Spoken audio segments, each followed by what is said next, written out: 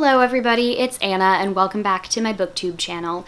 This video today is going to be a book haul for the new releases that I have purchased leading up to the month of August, and also some library books that I have checked out recently. So I have two books that I have bought with my own money. I'll do those first and then we'll get into the library books. The first one is J.Y. Yang's novella The Ascent to Godhood, which is the fourth book in their Tenseret series. If you've been watching my channel at all, you'll know that this is one of my favorite science fiction series of all time, and I'll just go ahead and share the blurb with you in case you're interested to learn more about that. The Protector is dead. For 50 years, the Protector ruled, reshaping her country in her image and driving her enemies to the corners of the map. For half a century, the world turned around her as she built her armies, trained her tensors, and grasped at the reins of fate itself. Now she is dead. Her followers will quiver, her enemies rejoice. But in one tavern, deep in rebel territory, her great enemy drowns her sorrows. Lady Han raised a movement that sought the Protector's head, yet now she can only mourn her loss. She remembers how it all began, when the Protector was young, not yet crowned, and a desperate, dancing girl dared to fall in love with her. So this is going to pick up, I believe, where the Descent of Monsters, which is the last book, left off.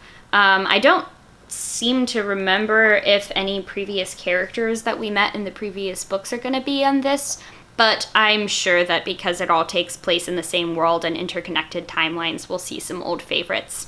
And then the second book that I purchased this month is The Hand, the Eye, and the Heart by Zoe Marriott. I purchased this as part of the Myth Take Readathon. It is their book of the month and also one of the bingo squares for the reading challenge.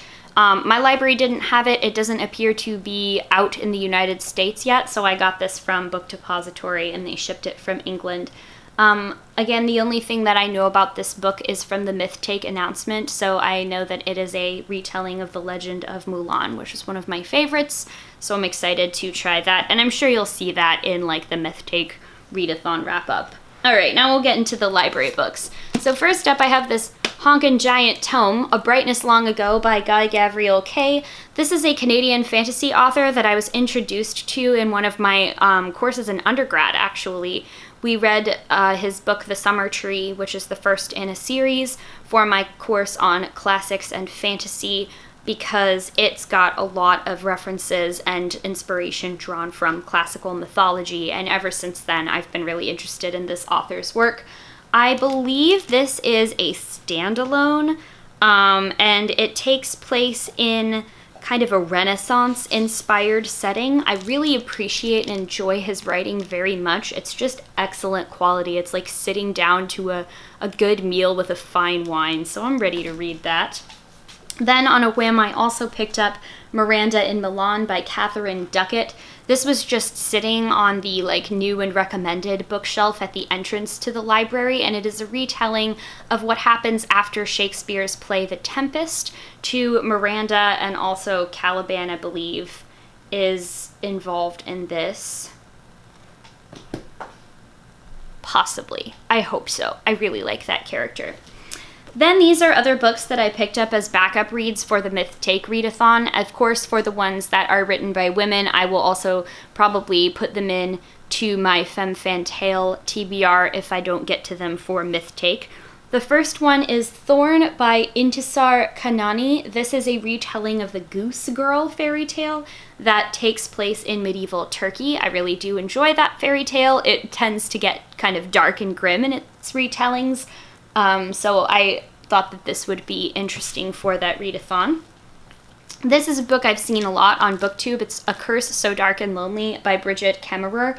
I know that this is a retelling of the Beauty and the Beast story, but the reason why I picked it up and wanted to read it is because I believe the main character is disabled. She has cerebral palsy, and it's not very often that I read a lot of fiction that has disabled main characters, especially in fantasy, and I want to read more of that, so I picked this book up for that reason. Then I picked up The Wren Hunt by Mary Watson. This is based off of a mythological story, I believe from Celtic mythology, about a wren hunt. I don't know what this myth is, which surprises me because that's where a lot of my family ancestry comes from, and I feel like I must have heard about it at some point, but it didn't really ring any bells. And this was also a previous book of the month selection for the Myth Take Book Club, so it can count towards something that was recommended by one of the hosts. I also picked up, this is a second time checkout for me, The Wolf and the Whale by Jordana Max Brodsky. This is a story about indigenous people from the Scandinavian areas, I believe, that come into contact with more typical Norse Vikings that we're used to seeing in literature. I don't really know of any literature in, English and the Anglophone world that deals with that type of contact between sort of what would be Northern Europeans and then indigenous people that live north of the Arctic Circle. I'm at least not aware of any of it in English. I know of some of it that, is from Finland and Iceland, etc.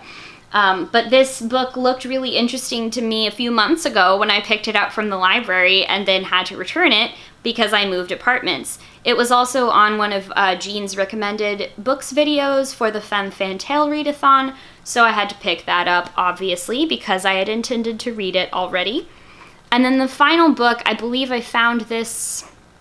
Where did I find this? I don't know, but I do believe I found it. Is A Girl Goes Into the Forest, Stories by Peg Alford Purcell, and this is a short story collection that is a hybrid collection of original short stories and retellings of fables. It says it was for fans of Lydia Davis and Helen Oyeyemi and invites you into a world where no one can deter a person from her mistakes, so I'm hoping that this is just as dark and creepy as the back description makes it sound. So those are all of the books that I have for you today in this haul. I'm probably going to be posting a video soon of the used books that I've purchased recently. So comment down below if you have read any of these books already and, as usual, would like to make the case for me to bump them up higher on my TBR. I am looking forward to reading all of them. As usual, I probably checked out too many books from the library, more than I can successfully read before they have to go back. So it's anyone's guess whether I'll get most of these finished or not.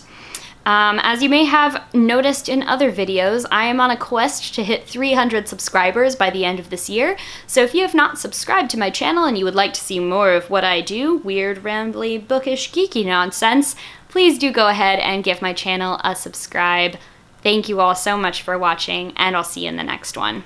Bye!